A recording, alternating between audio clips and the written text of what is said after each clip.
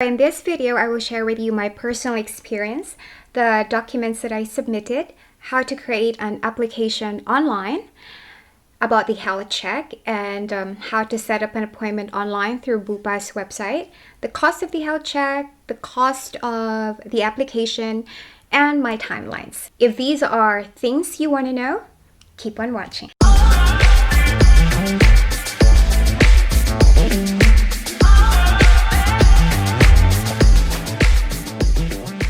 Hello guys, welcome to Aki on the Go. In this video, we will talk about tourist visa extension here in Australia. Visa extension is a term a lot of people use, but let me just clarify that there is actually no visa extension option. What we actually need to do is we need to apply for an entirely new tourist visa, just like what we did offshore or when we were outside Australia. Get started. The first thing you need to check are the conditions on your current visa. Make sure there is no 8503 or no further stay. Because if that condition is on there, you might not be able to apply for a new visa. However, there is a waiver that you can apply for. So what I will do is I will put the link down in the description box so you can check it out later.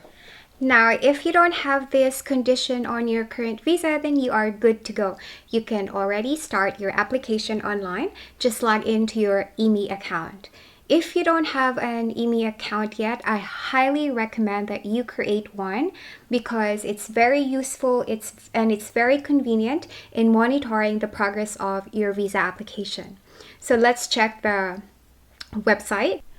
You have a set of information here. I highly recommend you read that information and then scroll down to the bottom.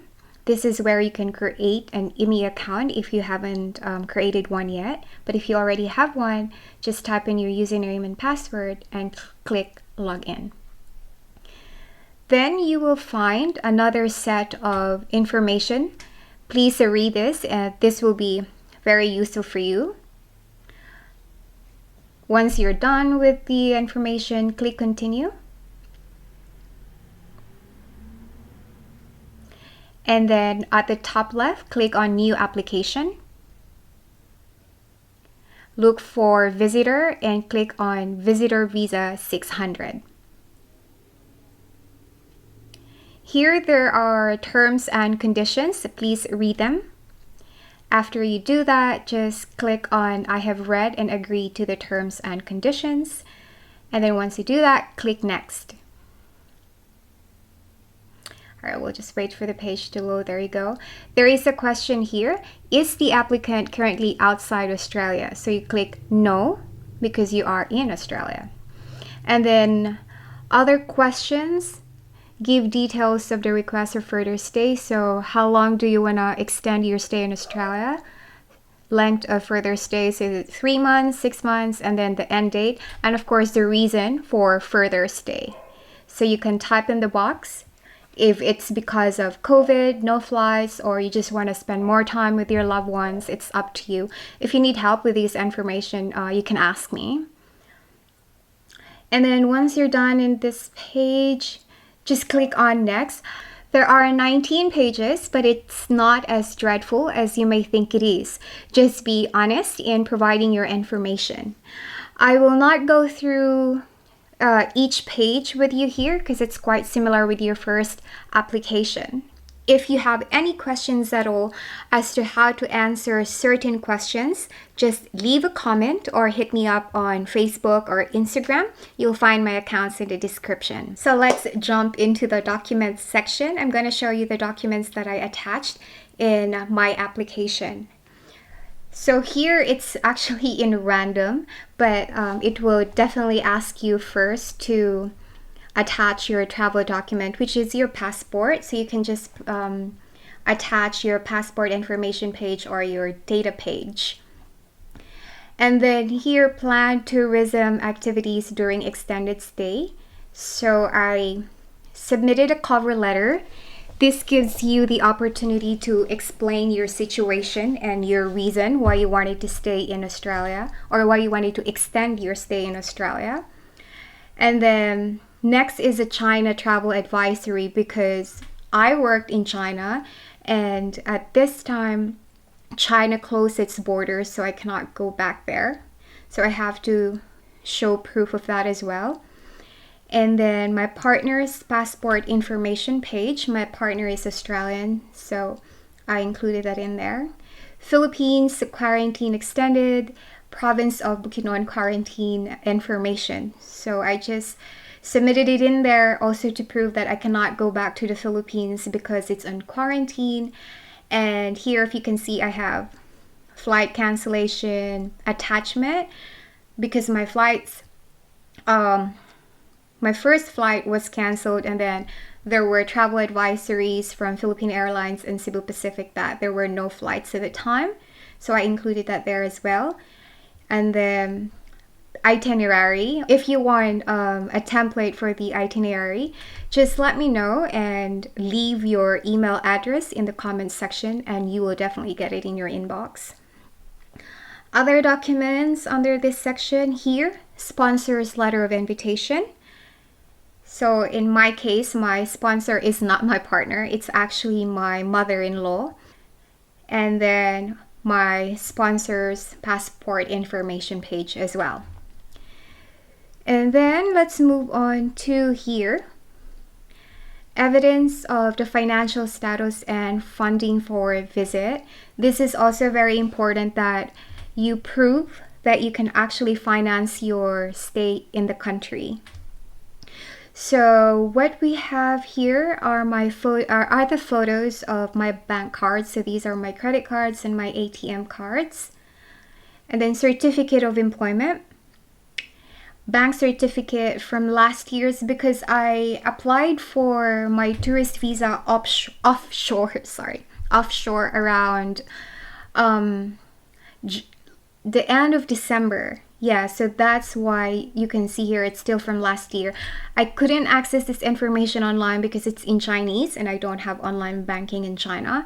So I submitted the same bank certificate and bank statement from my first applications, because I felt like I needed to prove that I can finance my stay here, because my sponsor is only sponsoring my accommodation, but the rest of my financial expenses will be on me. And then I have my credit card statement. These I think you need to include at least 3 months. And then sponsors bank statements, of course. Utility bills, I included that here to show the proof of residence, because again, she's sponsoring my accommodation. I heard from other people they also submitted house lease.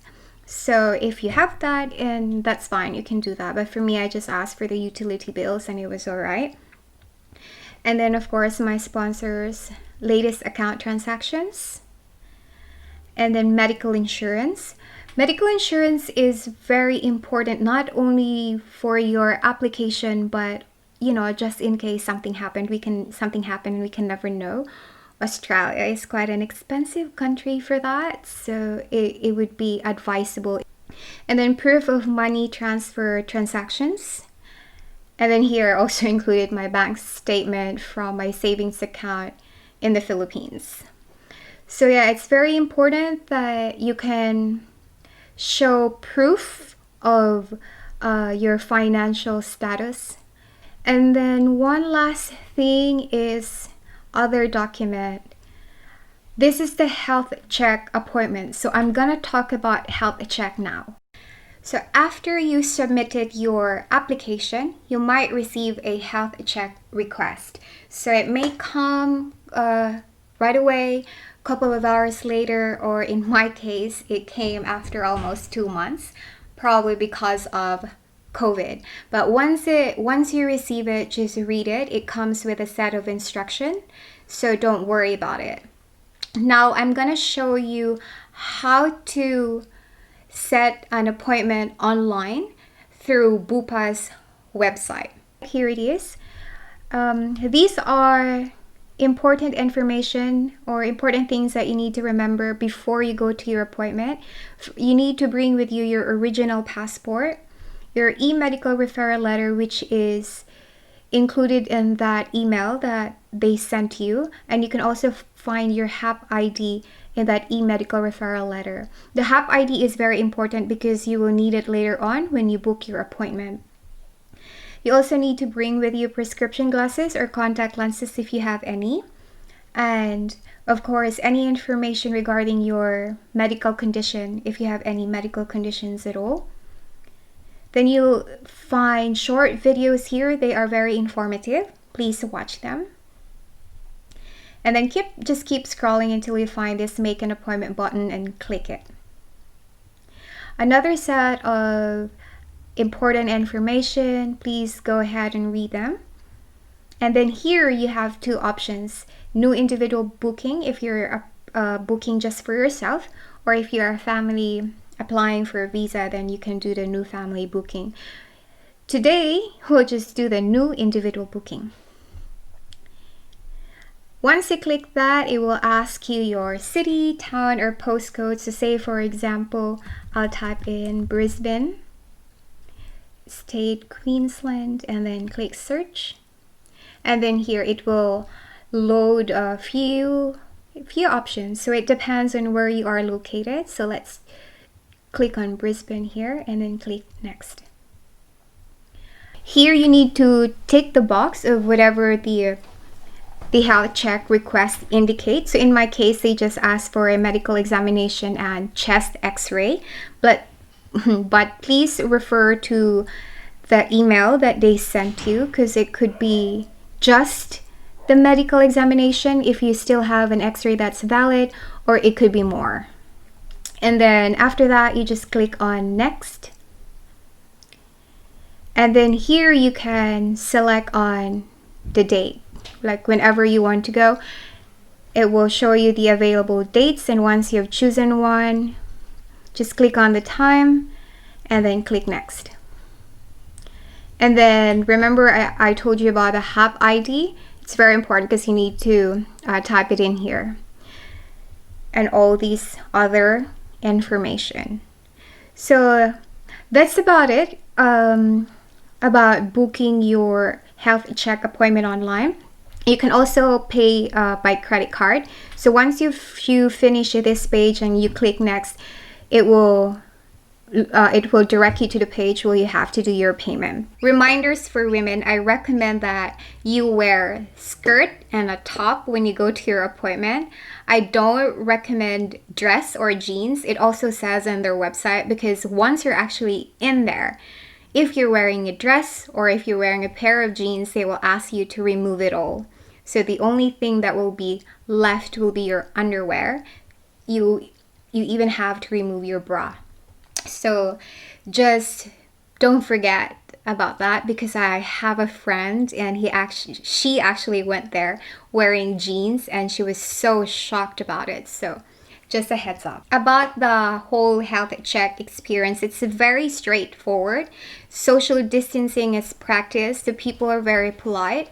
It took me about 45 minutes to finish it all.